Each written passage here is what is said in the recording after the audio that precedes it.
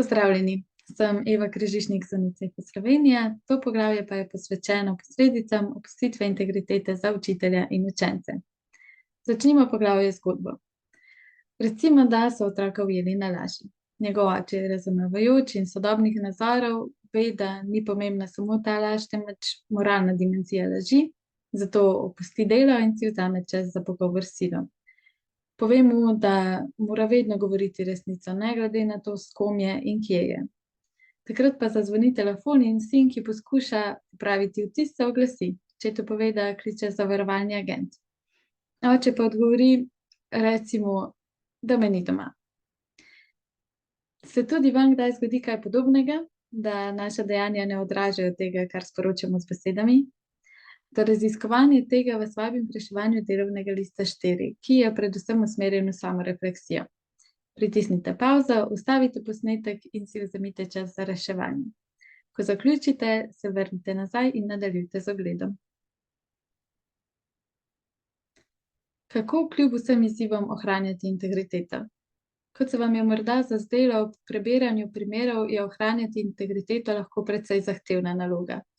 In cilj, h kateremu stremimo, ko se odločamo, kako ravnati v kočljivih situacijah. Pri izbiri pravilnejše rešitve nas vodijo naše vrednote. Te, ki jih zasledujemo v osebnem življenju, pa tudi v poklicni praksi. Katera je najpomembnejša vrednota za vas?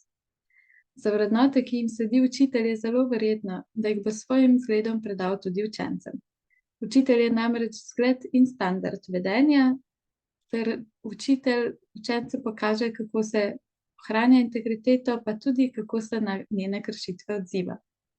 Po eni strani zato, da razvija zavedanje, da so dejanja vsakega posameznika pomembna in vplivajo na celotno družbo, po drugi strani pa tudi zato, da učencem daje zgled, kako reagirati v primeru, ko zaznajo, da nekdo krši integriteto. V dvomljivih situacijah, ko ljudje ne vemo, kako ravnati, smo namreč še bolj dovzetni zato, da posnemamo druge. Še posebej tiste, ki so v vlogi avtoritete, saj predvidevamo, da vedo več in znajo pravilneje reagirati. V primerih, ko drugi ne reagirajo, pa posledično razumemo, da zato ni potrebe.